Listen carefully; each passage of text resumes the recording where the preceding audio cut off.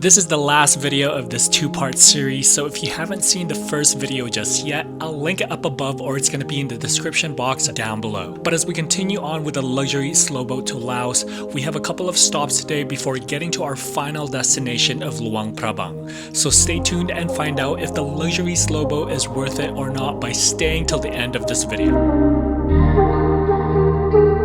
Luang Prabang, but before that we're going to be hitting up Paku Caves and another site. I forget. No, it's a whiskey place. Yeah. That I don't know why we're going there for one. Me too. But yeah, we're gonna go check out those two places before we go to Luang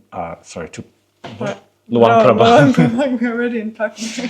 But right now we're gonna get breakfast up at our resort, and then we actually have to meet, or we're gonna be taking the shuttle to the pier, and then from the pier we'll be obviously on our way and back on the Mekong River. It's a bit cloudy this morning, but yeah, hopefully it clears up and the sun comes out. But overall, we had a great time here, amazing sleep, and now we're hungry. So we're gonna go do this breakfast that they have. But I'm excited for day 2. If you haven't seen day 1, make sure you check it out.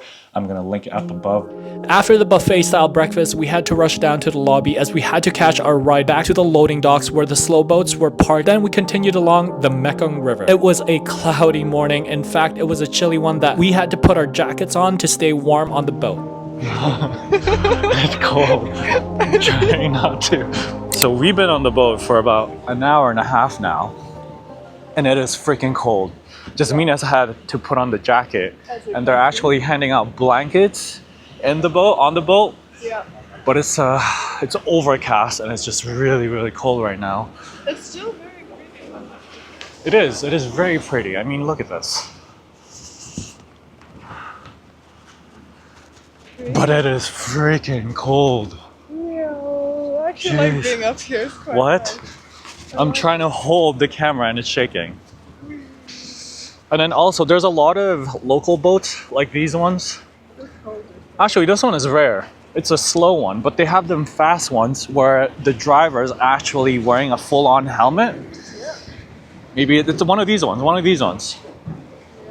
where there's no ceiling or roofs, and I mean they're going fairly slow, but them speedboats are just, There are some proper they're going fast ones. really fast. Yeah, Yeah. which they need the motorbike The sun helmet. is kind of coming out, as you can see, but it's still, yeah, it's still really cold. It's insane.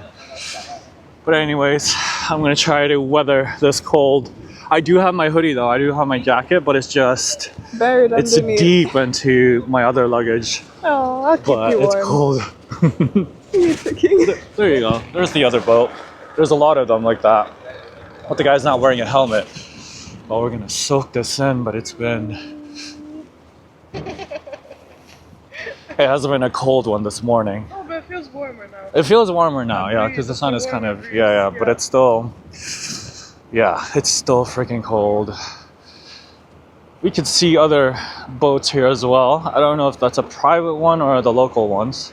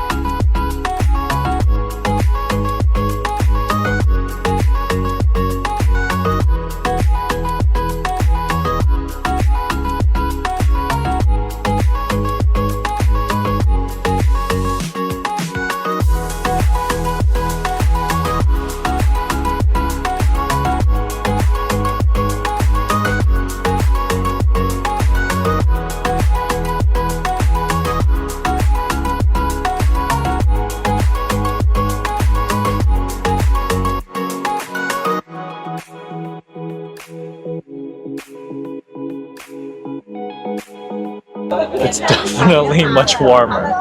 Yeah. Even I might start to lose my jacket. Yeah, I mean it's still kind of cold, but it's definitely much warmer. The sun is completely out, and we're just gonna soak in the beautiful views of the Mekong River. This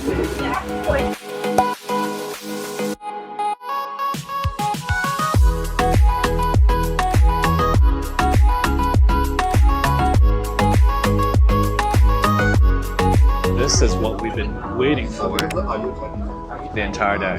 Lunch. Like, they served us some amazing food once again today. As you can see, this is my very first plate. It's a tower, a mountain of goodness. But basically, they served up the same thing as yesterday, but a bit different, if that makes sense. There's And they chicken. added more stuff. Yeah, they added more stuff. So there's veggies, the usual. There's broth, there's rice, noodles, eggplants, omelets, chicken wings, and broth. Yeah, just Mina's got the broth here, but we're gonna enjoy this food while enjoying the Mekong River views. But I'm most likely gonna get seconds for sure. Oh, me too. Yeah.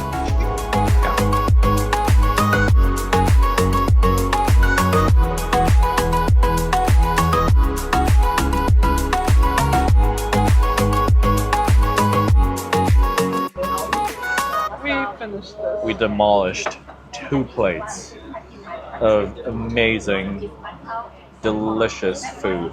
Yeah. Food coma.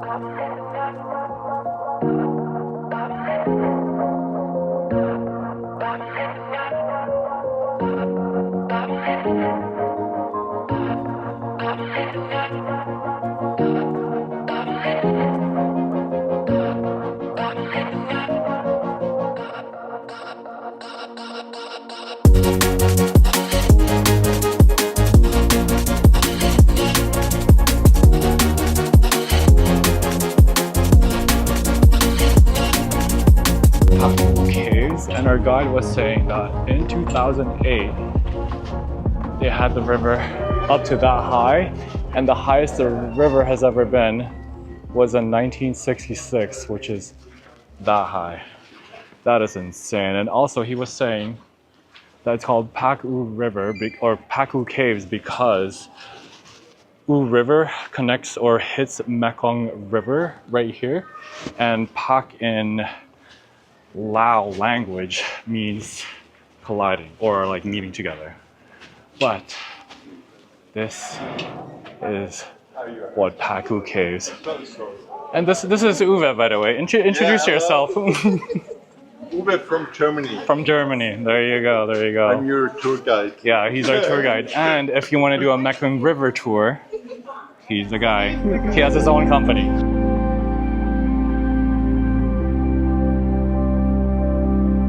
We finished at the main cave, and now we're heading to the upper cave.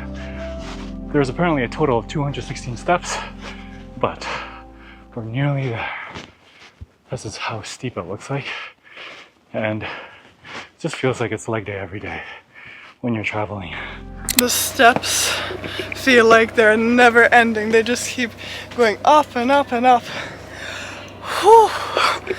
But besides the steps, this cave is pretty interesting. To think that's how Mama, I'm trying to catch my breath. To think that's how high the river once was in 2005. That is seriously crazy to me.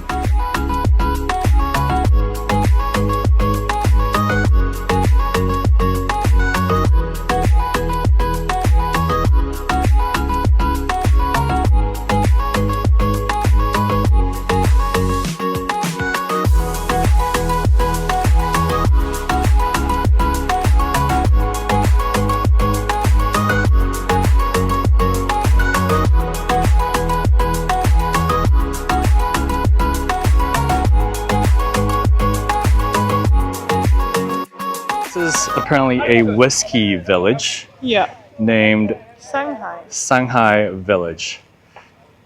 Are they gonna do a testing? I guess we're about to find out. Everyone's seated as if they're ready to test the whiskeys. I don't know how long we're gonna be here, maybe half an hour or so, but this is the last stop of this slow boat Thailand to Laos. It's been amazing, but yeah, everyone's waiting for us, so we actually gotta head up. Our guide was telling us about the 3 whiskeys that was made in the village and the different effects and beliefs once it's consumed. Of course, those whiskeys and then some were for sale, but our guide told us we had about half an hour to roam around freely in the village, so we did just that. So this is Shanghai Village, and the guy, our tour guide, was saying that the men here Make the whiskey. make the whiskey, And the women, weave. yeah. It's the fabric that they make, and that's the main sources, Of the only income. sources of income out here.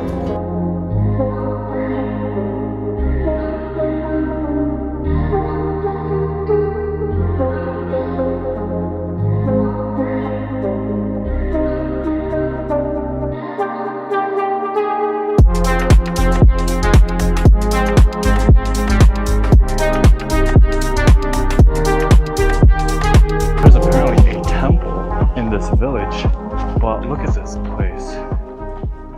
It is such a quiet, serene, peaceful village. Yeah. It's really cool to see the women Weaving. Yeah. So this is what the temple looks like.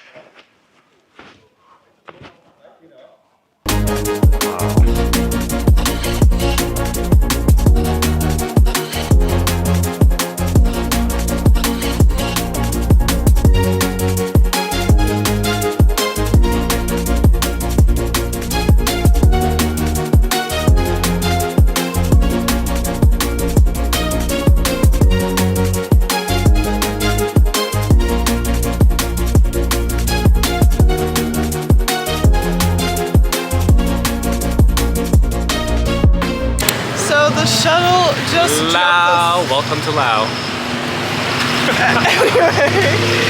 We just got dropped off here and we're trying to look for our hotel. And conveniently enough, everyone got dropped off here. So now we just need to figure out where is our hotel. Okay, the one thing with Laos, right? Laos, correct, Laos, is that they do accept their own currency here, which is the Lao kip, but they also widely accept euros or US dollars. Here's the other thing, on their menus, any services or even items that they're selling in more established places and in touristy areas, they accept US dollars. In fact, the pricing is in US dollars. I mean, look at this. It is so insane to me because one, I mean, it's not insane. I get it. They want the stronger currency in the country, right? But US dollars is widely accepted here. So if you're an American, no need to change your US dollars to Lao Kip, because you're gonna most likely get a better rate of bringing your own currency to here if you're traveling to Laos. Now, as a Canadian, unfortunately, they don't take Canadian dollars. It's useless over here. It's freaking useless over here. If you're from Europe, if you have euros, bring it over, because you're just gonna get a much better currency rate or whatever than the Lao Kip, unfortunately. But yeah, nonetheless, we got here a few hours ago. We checked in at our hotel, and you're gonna have to stay tuned, and we'll give you a little bit of a rundown, a refresh, and a quick recap of today. In fact, the whole entire boat tour. Experience. Yeah, the whole experience. We'll give you a recap after this. We just gotta get food in our system. But Yeah. so far, Luang Prabang, it's chilly here. It's really chilly, but I like it. It's really nice. It's a nice breezy weather. Yeah. Right now we're just waiting for food. I'm gonna turn off this clip because I don't want to get copyrighted. But I ordered pizza. I ordered sweet and sour chicken with rice. We're gonna have that, walk around, and then head back to our place. So stay tuned if you want a quick recap and just our overall experience about the whole thing and whether or not this luxury slow boat tour is for you. Not a tour, but if you're going from Thailand to Laos, if you're on the fence between the the private one and the public one. Stay tuned, but first we gotta get some grub. So my pizza finally arrived 40 minutes later, but look at this. Looks really good. Yeah. Okay, so let's do a quick recap of today, and then after that we'll give you our own opinion, our thoughts about this whole Thailand to Laos Mekong River crossing, border crossing, and while taking the private boat, because there's two ways to go about the Mekong River and crossing the border from Thailand to Laos, and that's the private boat or the public boat. Yeah. As we like to call it, the peasant boat. But first things first. Oh, my battery's dying, so I gotta make this quick. We gotta make this quick. Okay, so today, amazing sleep, by the way, from that hotel, resort. I shouldn't say hotel, resort. Yeah. Breakfast was your, typical buffet style breakfast. It was amazing. Yeah. And then everything was on time, by the way. Nothing was, no one was late or delayed or anything, which made the whole trip smoother. So we cruised around. It was really cold first thing in the morning. It was. I had to take on my winter jacket. Yeah, and the good thing about our boat is that, they accommodated for these kinds of things. So our guide was actually handing out blankets to everyone if you wanted to use one, or if you were feeling cold. And so he was doing that, which was nice. But yeah, it was a cold one for a few hours there, and then the sun finally came up, and then lunch hit. It was delicious once again. They cooked up some amazing food. Yeah, really good stuff. I liked that eggplant that they made. It was really good. Yeah, I love the chicken wings. The chicken wings with the spicy sauce a little bit on top was amazing. We both had 2 plates, and we were just full. But yeah, the views in the beginning, just because it was cold and the sun was down, made it look so majestic, because it seems like a scene from Jurassic Park, just lush greenery and then clouds hovering over the trees. It just made it look so majestic. But yeah, sun finally came out, and then our first stop was Pak U Caves. We stopped there for a good 45 minutes. Yeah. We went to the main cave and then the upper cave, and our guide was actually very informative with everything. I think the most shocking information to me was how high the river went during rainy season, because they had marked it. It was in, I think, 2008 or something. I don't remember. 2005 or something like that. I'm not sure, but you would have seen it earlier in the vlog. But I'll insert the clip or something. In 2008, they had the river up to that high, and the highest the river has ever been was in 1966, which is that high. And that is totally insane. The fact that, first of all, the most recent one, it was in 2008 or whatever, mid 2000. Yeah. And how it just went up that high is just mind-boggling to me. Because when we were there, we already thought the river was like, it's high, it's deep or whatever. But like when we were when we were going up the stairs to the cave, it was fairly high. I don't know how people survived when they were living, just above the river level at the time. Like, it's crazy.